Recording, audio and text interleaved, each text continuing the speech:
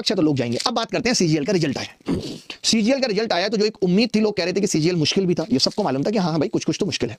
Vacancy भी ऐसा नहीं कि बहुत भर के थी, 38,000 39,000, लेकिन हाँ ठीक ठाक वैकेंसी थी। कितनी वैकेंसी थी भाई कुछ पता है? सीजीएल 2025 की वैकेंसी पता है? हमारी इतनी बड़ी टीम में किसी को नहीं पता होगा।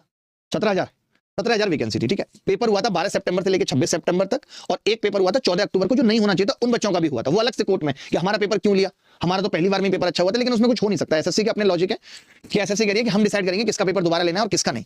अब आपको मालूम होगा हर साल लिस्ट 1 2 3 3 लिस्टें एसएससी निकालती है। जो लिस्ट 1 है वो लिस्ट उन लोगों की है जो जूनियर स्टैटिस्टिकल ऑफिसर है, यानी जिनकी उम्र 32 साल तक है।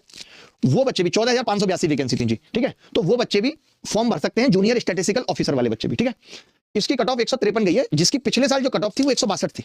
तो इस बार कट ऑफ थोड़ी सी कम हुई है, लेकिन चलिए इसमें तो कम बच्चे भरते हैं फॉर्म। और टोटल कितनी है? 6,196 कैंडिडेट इन्होंने सेलेक्ट किए। सब जितने भी कैंडिडेट सेलेक्ट किए हैं उन सबका नाम, रोल नंबर दे दिया है एसएससी ने। इस बार डेट ऑफ बर्थ नहीं दी। आपको याद होगा कि पिछली बार डेट ऑफ बर्थ दी थी, उस डेट ऑफ बर्थ के हिसाब से हम कोर्ट चले गए थे कि आपने ओवरेज बच्चों को लिस्ट 3 में भी डाल दिया है। इस बार इन्होंने कहा कि हम डेट ऑफ बर्थ नहीं बताएंगे और कोर्ट जाने का कोई ऑप्शन नहीं छोड़ेंगे, इसी रिजल्ट को फाइनल मान लिया जाए। तो